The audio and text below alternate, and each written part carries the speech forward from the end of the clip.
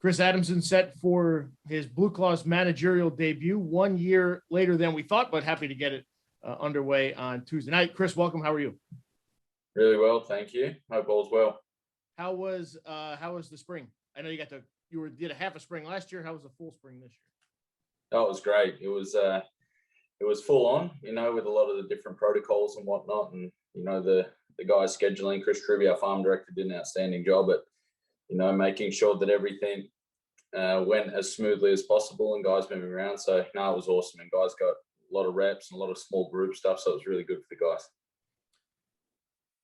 How advanced are the pitchers? Because obviously most of them didn't really get to throw that much last year. And you guys have 18 pitchers here. At this point, where would you kind of say the pitchers are from a pitch count standpoint, that sort of thing? They're all in really good shape. They were gradually building up throughout the spring. They got off the mound relatively early. So, there's guys stretched out to go, upwards of, 4 or 5 innings, depending on given situations and whatnot. So at this point, they're ready to go. But as you said, there's a lot of numbers. So we've got plenty of arms should the need arise. Ben Brown gets the ball on Tuesday. What kind of spring did he have? Always exciting, obviously, to get the ball on opening night. He had a great spring, and he just continues to develop, physically, but also just in himself as a pitcher. So it's been really exciting to see. His velo was up a couple of ticks, and he's really pounding the zone, which was really good. And he's feeling good within his body. So hopefully he gives us a chance tomorrow.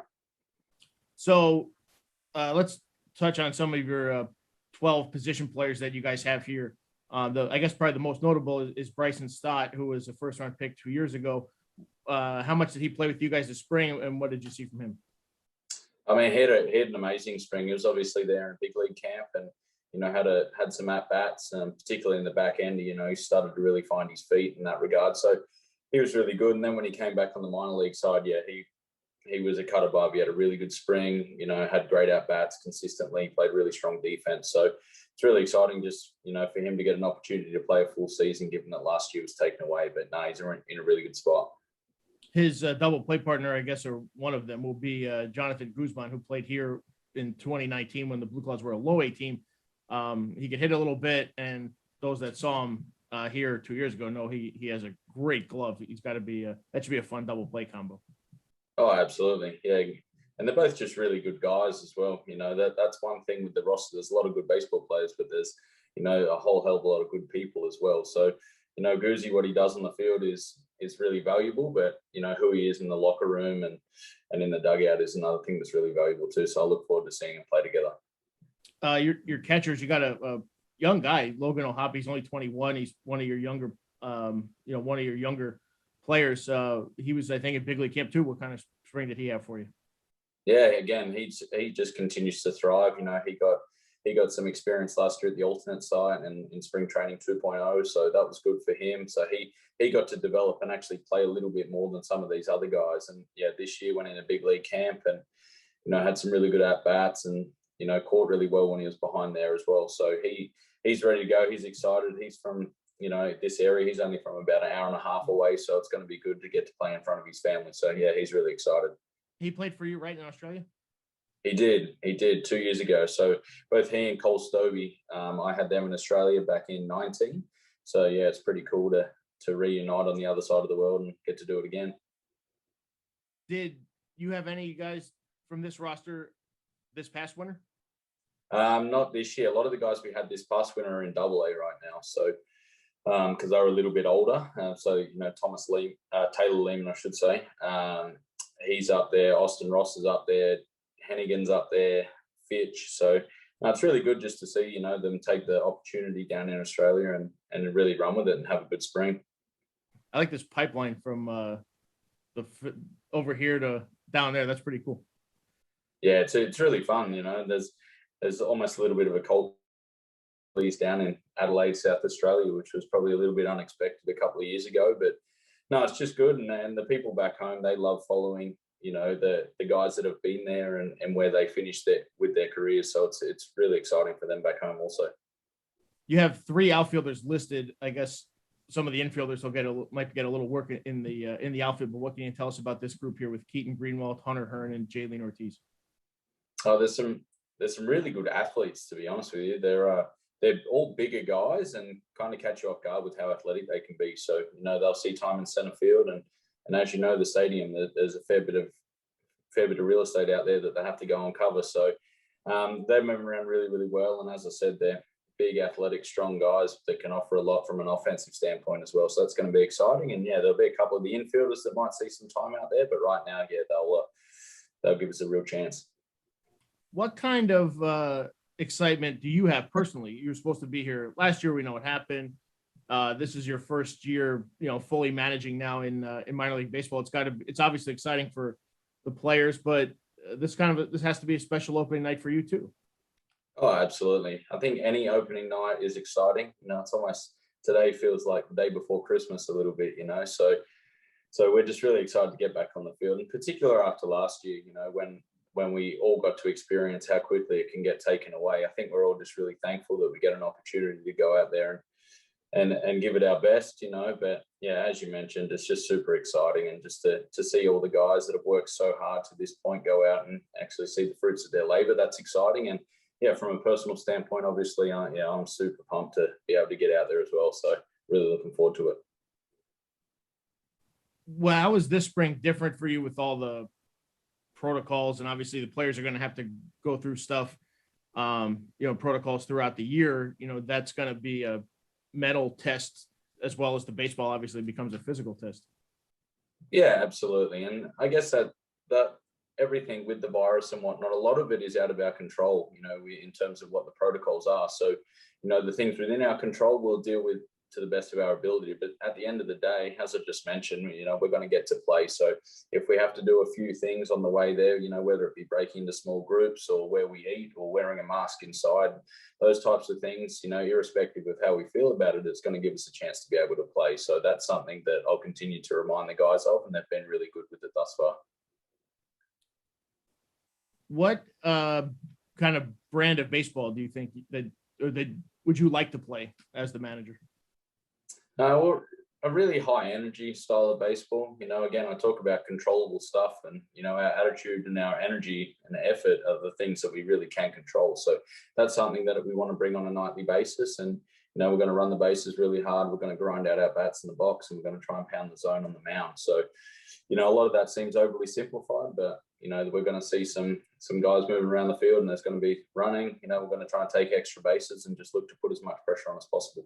So you guys are playing with an alternate rule in regards to pickoffs this year, which I'm sure you guys went over a lot in spring training. For those that don't know, they're slightly different rules modifications at the different minor league levels. Here in high A, it'll be a pickoff modification where the right-handed pitcher has to step back over the rubber, and then the left-handed pitcher can't even do his traditional, pick the leg up and throw. So, how, and obviously they're trying to create action, create stolen base attempts. Do you think that's a significant change that it will drive a lot more stolen base attempts for these teams this year? Potentially. And as you mentioned, we put a lot of effort into it in the spring, just with guys getting comfortable with those moves. And a lot of our pitchers are really good athletes as well. So, having to do that step, whilst it might seem like it's a significantly longer period of time, it's actually, a lot of them have fairly quick feet. So it's not as telling a factor as you would probably think. Gets a little bit tricky at second base, having to disengage again. But yeah, I mean, we're going to try and, make the most of it, but it's going to encourage guys to have to hold the ball a little bit more to be able to control the running game. So if we see an opportunity to be able to exploit it from an offensive standpoint, we'll definitely do all we can to do that. Yeah, and you have 5 by my count. No, sorry. 1, 2, 3. You have 3 left-handed pitchers on your team, including Josh Hendrickson. Why don't you talk about him? What kind of experience that you had with him for being, from Australia? Had you played against him in the Aussie League in the winter or your summer? Yeah. So I've seen him a little bit, particularly in the winter of 2019, 2020. He was down there and pitched a good chunk of the season with his native Perth team. So they're one of our main rivals. So it's pretty cool to have someone that sounds similar to me in the same clubhouse, and someone that, knows a little bit more about, where I've come from in from a baseball standpoint. So that's really, really good. But, you know, him as a pitcher, he's really continued to develop as well. And he had a really, really good spring. So he's earned his spot here, and he's going to be a big part of our rotation. Yeah, he's starting game 3 on Thursday. All right, for those that don't know, give us the origin of the nickname Tank. I call you Chris every time. I guess I'm going to have to switch. But give us the origin first. Yeah, so I was about 8 years old, and I was at baseball practice and just a coach, because I was a pretty big unit. And as I've said a few times, I was as slow as a wet week. So it was pretty fitting nickname at the time. And now I'm not overly huge, but I'm still super slow. So that someone just said, man, that guy moves like a tank, and it stuck. So, I mean, some people call me Chris, more so my mum and some family members, more so if I'm in trouble. But yeah, at baseball, if you usually call me Chris, no one will really know who you're talking about. So most people will call me Tank, and, you know, it is what it is. But no, it's a funky nickname that didn't come from much other than I was just a big, slow kid. You said the expression slow as a wet week. What are some other expressions that we can expect to hear this summer? Oh, slow as a wet week will come out a lot. You know, just the different, I'm fairly colloquial in the way that I speak, you know, so, you know, there'll be a lot of cheers, and that means thank you. It's not necessarily cheers when you're having a drink. It's just a thank you type setup. I'll call pretty much everyone mate. That's something that's just, again, part of my vernacular. So that's pretty common. No worries is something I've actually heard people say here, which is good, because that's something that's a big one for me. We say reckon a lot, you know, so I reckon it's going to be a good day tomorrow type thing. And people seem to stop and ask me about that. So I guess, I don't know if that's too common, but yeah, I guess over the journey, the more people that speak to me, you'll probably hear some funky stuff. And if you don't know what it means, then, you know, we'll have a word of the day up in the locker room, you know, so the guys over the course of the journey, they'll learn at least 120 new phrases, and I'll translate it for, you know, the English speakers and the Spanish speakers. So we'll see how we go with that. And then last question, give us 2 Australian delicacies, foods that you think that every American should at least experience once. I think so we have like bakeries back home, just as you do here, but more on the savory side of it. We've got meat pies are a really common thing. So they're not too dissimilar to like your pot pies here, but, you know, with all different kinds of fillings, you know, based around different varieties of meats and whatnot. So they're a real treat. Ask any of the guys that have been down to Australia, and they usually give them a real crack. And also, probably if you go to like a hotel or something like that to eat, so you've got a variety of it here, like your Parmesanas. There's some kind of almost Australian pub-based versions of those particular foods back home that are pretty special. So I'd recommend anyone, if you're looking to start an Australian style restaurant, I'll probably be a pretty frequent visitor there. But if you ever get down there, make sure to have a go at them. Awesome. And then maybe this year we'll get to a Adelaide Giants weekend series. Oh, that'd be great. Thanks so much. Appreciate it. Good luck this season. Good luck tomorrow night, and go BlueClaws. Thank you. See you out there.